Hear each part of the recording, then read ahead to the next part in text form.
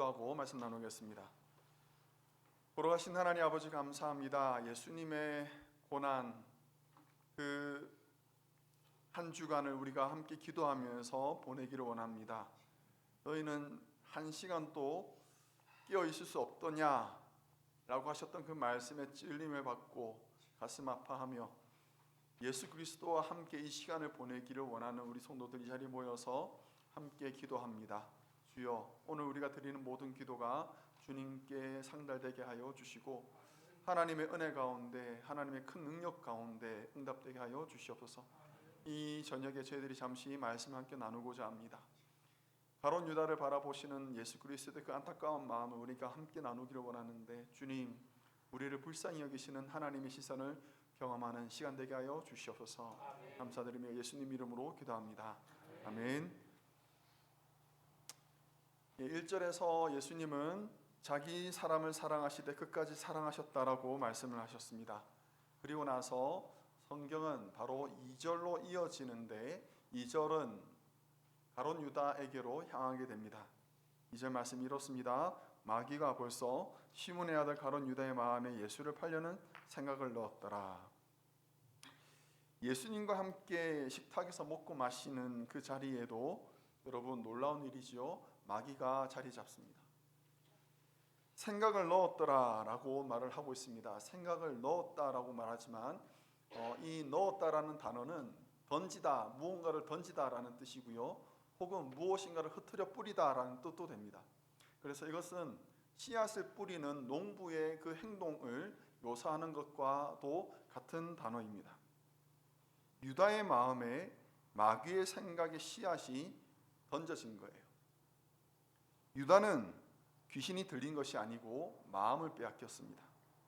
그 머릿속에 심겨있는 악한 생각이 시간이 지날수록 그 뿌리가 깊어지게 되고 무성하게 되면서 그의 마음을 장악해버리는 거죠.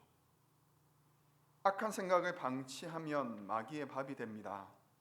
악한 생각에 씨앗이 좋아하는 그 마음의 상태는 섭섭한 마음이고 원망하는 마음이고 자기 중심적인 생각이고 내 욕심으로 충만한 상태입니다.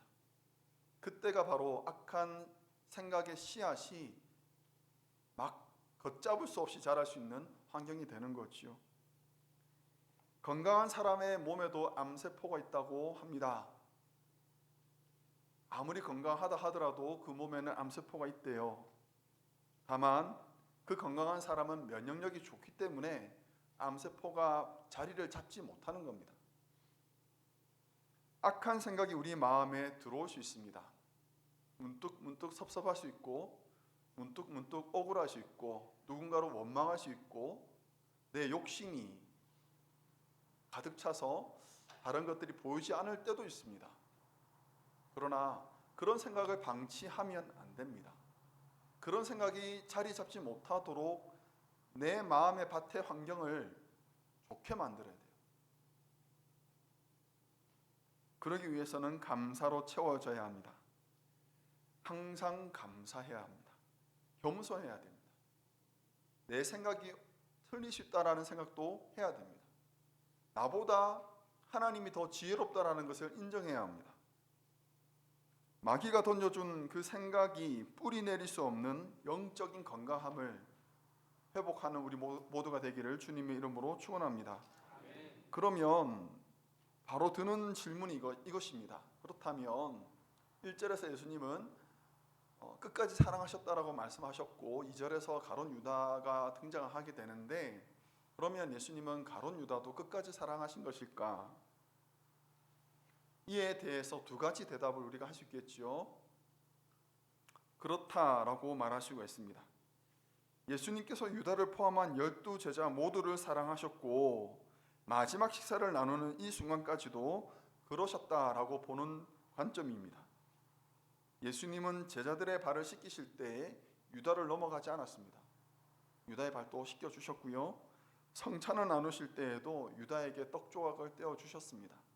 그를 주지 않았다라고 말씀하지 않기 때문에 그렇습니다. 유다가 배신할 것을 잘 알고 계셨음에도 불구하고 예수님은 끝까지 유다를 사랑하셨다라고 생각하는 것이 첫 번째 관점입니다. 두 번째 관점은 반대겠지요. 그렇지 않다라고 보는 시각이 있습니다. 13장 1절에서 예수님께서 모든 사람들을 사랑하신 것이 아니라 자기의 사람들을 사랑하셨다라고 말씀하세요. 예수님께서 제자들에게 일찌감치 말씀하시기를 너희 중에 한 사람은 마귀니라고 말씀하신 적이 있습니다. 요한복음 6장인데요. 그곳에서 너희 중에 한 사람은 마귀다라고도 말씀하셨고, 요한은 나중에 가룟 유다를 가리켜서 멸망의 자식이라고도 불렀습니다. 예수님께서 유다에게 보이셨던 그 호의는 일반적인 자비일 뿐이지 구원을 약속하는 사랑은 아니다라고 말하는 것입니다. 자, 여러분은 어떻게 생각하십니까? 여러분, 예수님께서 유다를 끝까지 사랑하셨나요? 대답을 못 하시는 건가요? 신학적으로 말씀을 드리면 저의 관점은 이것입니다. 저의 관점은 후자가 정답입니다. 유다를 잘 알고 계시는 예수님은 처음부터 유다의 행동을 잘 알고 계셨을 것입니다. 그가 마귀의 생각을 떨치지 못하고 마귀의 밥이 되어서 마귀 짓을 하게 될 것을 알고 계셨기 때문에 그렇습니다. 문제는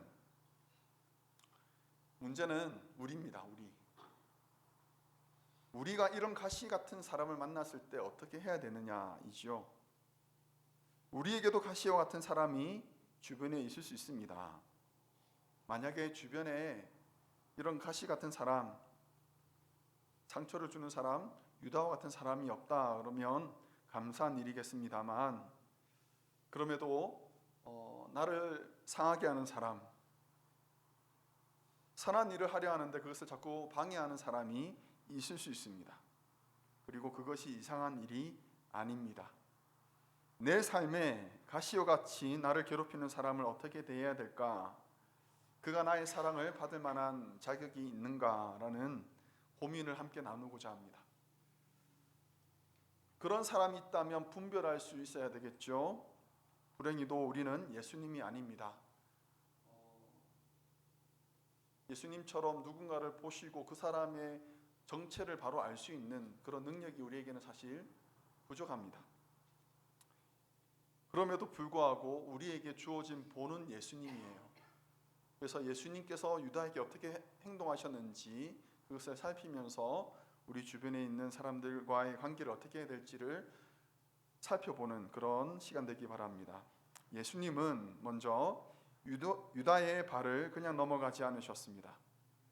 유다의 머릿속이 어떻게 그 마귀의 생각으로 가득 차 있는지를 잘 알고 계셨음에도 불구하고 예수님은 유다의 발을 거절하지 않으셨습니다. 유다의 발을 씻겨주셔도 그가 깨끗하게 되지 않을 것을 예수님은 잘 알고 계셨습니다. 그럼에도 거절하지 않으셨습니다. 유다의 발을 예수님은 씻어주셨습니다. 가시와 같은 그 사람의 허물을 예수님은 씻어주셨습니다. 이것은 우리에게 주는 메시지가 있다고 생각합니다. 저 사람은 해도 안 돼. 저 사람은 원래 그런 사람이야. 그렇게 판단하기에는 우리의 능력이, 우리의 인식이 너무나도 많이 부족합니다. 예수님이 유다의 발을 붙잡고 씻어주신 것처럼 사랑하는 성도 여러분, 우리 주변에 있는 혹은 나를 괴롭히는 그 사람의 죄를 여러분이 용서하시기 바랍니다. 용서하셔야 됩니다. 씻어주셔야 됩니다. 그 죄가 어쩌면 안 씻어질 수도 있습니다. 그 사람의 과오가 용서가 안 될 수도 있습니다만, 사랑하는 성도 여러분, 그럼에도 불구하고 그 사람의 다리를 붙잡고 씻어주셔야 됩니다. 이것이 예수님께서 우리에게 보여주신 본입니다. 이것은 우리의 몫이에요. 두 번째로 예수님은 가룟 유다에게도 빵을 나누어 주셨습니다. 예수님은 평소에도 제자들과 함께 식사를 나누실 때에 축사를 하시고 떡을 떼어 나누어 주셨습니다. 특히나 지금 이 자리에서 떡과 잔을 나누어 주시는 것은 예수님의 몸과 피를 나누어 주신 것과 같은 것입니다. 어쩌면 예수님은 마지막 순간까지 유다에게 자신의 몸과 피를 나누어 주시면서 그를 품으려고 했는지도 모르겠습니다. 왜 이렇게 쓸데없는 짓을 하셨을까라는 생각이 듭니다만, 예수님께서 예루살렘 성벽을 바라보시면서 이런 말씀을 하신 적이 있습니다. 마태복음 23장 말씀인데요. 마태복음 23장 혹시 준비되면 같이 한번 읽어보겠습니다. 예루살렘아 예루살렘아 선지자들을 죽이고 내게 파송된 자들을 돌로 치는 자여, 암탉이 그 새끼를 날개 아래 모음같이 내가 내 자녀를 모으려 한 일이 몇 번이더냐. 그러나 너희가 원하지 아니하였도다. 해도 안 되는 일을 왜 할까요? 그럴 가치가 없는 사람인데 왜 그에게 계속해서 손을 내미는 걸까요?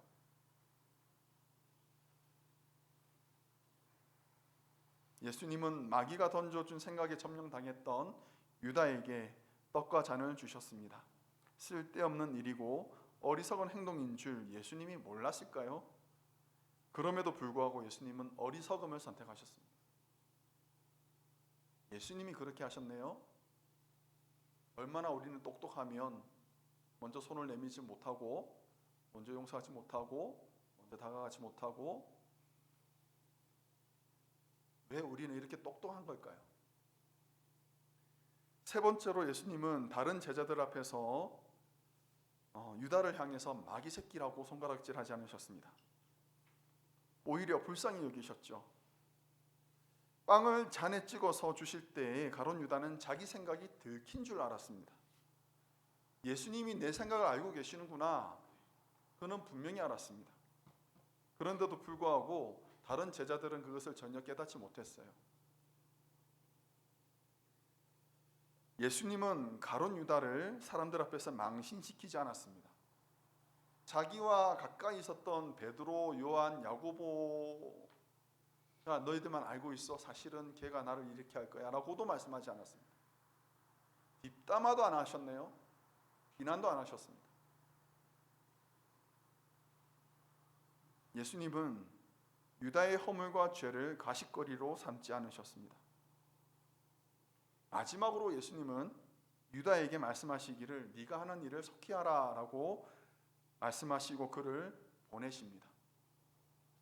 억지로 그를 붙잡아 두지 않으셨습니다. 예수님은 최선을 다해서 그에게 선을 행하셨습니다. 씻기시고 먹이시고 존중해 주셨습니다. 그러나 그의 선택을 막지 않으셨습니다. 유다는 예수님이 방치하셨거나 하나님의 작정으로 인해서 버림받은 것이 아니었고, 유다는 자기 스스로의 선택에 의해서 그는 예수님을 팔아버린 사람입니다. 그래서 원래 그렇게 되기로 되지 않았느냐, 하나님께서 그렇게 작정하지 않으셨느냐라고 말하면서 예수님과 하나님을 비난하는 것은 옳지 않습니다. 유다는 자기 하는 일을 위해서 일찍 나간 것일 뿐이었습니다. 오늘 좀 말씀이 어렵죠? 바울은 자기 육체의 가시로 인해서 괴로워했던 사람이었습니다. 그래서 하나님께 기도하기를 가시를 제거해달라고 3번 간구했습니다. 3번만 간구했을까요? 3번만 간구하고 안 되니 말았을까요? 3번이라는 말은 그가 정말 열심히 했다라는 말의 다른 뜻이라고 생각합니다. 아마도 그 고통이 얼마나 힘들었을까. 가장 아픈 것을 우리는 기도할 때 가장 먼저 기도하잖아요.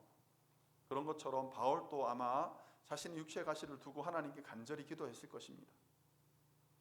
그렇게 고통스럽고 수치스러운 가시를 위해서 기도했을 때 하나님께서 드디어 응답을 주셨습니다. 8절 9절 말씀인데요. 이것이 내게서 떠나가게 하기 위하여 내가 3번 주께 간구하였더니, 3번 간구한 겁니다. 그 다음 9절 말씀 같이 한번 읽어보도록 하겠습니다. 9절 말씀인데요. 같이 읽습니다. 나에게 이르시기를 내 은혜가 내게 족하도다. 이는 내 능력이 약한 데서 온전하여 짐이라 하신지라. 그러므로 도리어 크게 기뻐함으로 나의 여러 약한 것들에 대하여 자랑하리니 이는 그리스도의 능력이 내게 머물게 하려 함이라. 아멘. 사랑하는 성도 여러분, 우리를 괴롭히는 가시가 있습니까? 나를 계속해서 찔러대는 그런 가시가 있습니까? 그래서 괴롭죠. 그런데 사랑하는 성도 여러분, 하나님께서 바울에게 주셨던 대답을 보니까 그것은 선물이었습니다.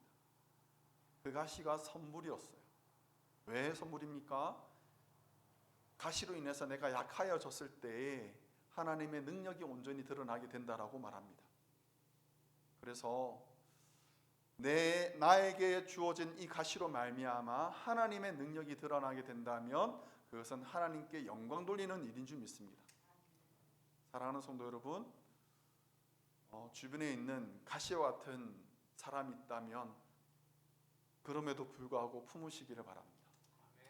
예수님께서 그러하셨던 것처럼 그의 발을 씻겨주고 그에게 떡을 떼어주고 그를 비난하지 않으시고 그를 용인해주는, 그래서 그 가시를 품음으로 말미암아 하나님의 능력이 우리 성도님들의 삶 가운데, 모든 사역 가운데 풍성하게 드러나기를 주님의 이름으로 간절히 축원합니다.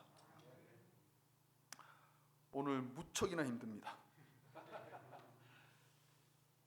그런데 한 가지만 더 말씀을 드리고 오늘 말씀을 마치겠습니다.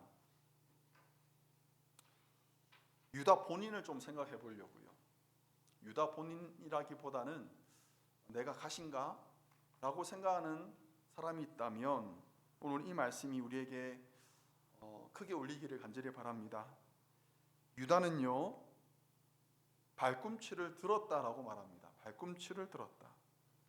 이것은 배신했다라는 말의 완곡어법이에요. 둘러서 표현한 거예요. 이 말씀은 시편 41편 9절에서 이렇게 인용됩니다. 내가 신뢰하여 내 떡을 나눠 먹던 나의 가까운 친구도 나를 대적하여 그의 발꿈치를 들었나이다. 이 말씀을 인용한 거예요. 그런데 발꿈치가 원어로 보면 야카브입니다. 야카브인데 이 단어가 야곱이라는 단어와 같은 단어예요. 우리가 야곱을 잘 알죠. 야곱은 태어날 때 무엇을 붙잡았습니까? 발꿈치를 붙잡았던 사람이에요. 그것 때문에 그는 태어날 때 그 발꿈치 한번 잡은 것으로 평생을 야곱이라 불렸던 사람이에요. 그래서 그의 성격을 우리는 교활한 사람, 욕망의 덩어리로도 묘사하곤 합니다. 그런 야곱에게 하나님께서 뭐라고 말씀하시느냐? 나는 야곱을 사랑한대요. 다른 사람의 성공을 시기에서 발꿈치를 잡았던 그 야곱, 그 마음속에 여러 가지 섭섭함과 남을 향한 원망과 그 어려운 마음으로 가득 차 있었던 야곱을 향하여서 하나님 말씀하시기를 나는 야곱을 사랑했다라고 말씀하십니다. 그리고 그냥 그를 야곱으로 그냥 방치하신 것이 아니라 그를 온 민족의 복이 되게 하는 이스라엘로 불러주셨습니다. 내가 가시입니다. 내가 가시가 서 있는 고슴도치입니다. 라고 실망하고 있다면 사랑하는 성도 여러분, 이 말씀에 귀를 기울이시기를 간절히 바랍니다. 이사야 41장 말씀입니다. 같이 한번 읽어보겠습니다. 지렁이 같은 같이 있습니다. 지렁이 같은 너 야곱아, 너희 이스라엘 사람들아 두려워 말라. 나 여호와가 말하노니 내가 너를 도울 것이라. 내 구속자는 이스라엘의 거룩한 자니라. 아멘. 나는 야곱이에요. 나는 지렁이 같아요. 나는 이렇게 좁은 사람이에요. 내가 하나님의 사역에 도움이 안 될 것 같아요. 라고 생각하고 있는 자에게 하나님께서 말씀하시기를 내가 너를 도울 것이다. 너의 구속자는 이스라엘의 거룩한 자다. 라고 말씀하십니다. 우리의 가시를 하나님의 선물로 받으시기를 바랍니다. 그리고 예수님께서 유다를 어떻게 대하셨는지를 기억하고 예수님과 같이 그렇게 힘쓰시기를 바랍니다. 발꿈치를 붙잡던 야곱을 세상의 복이 되게 하는 이스라엘로 바꾸신 것처럼 하나님 앞에 자신을 드림으로 쓰임받는 성도 되시기를 주님의 이름으로 축원합니다. 함께 기도하겠습니다.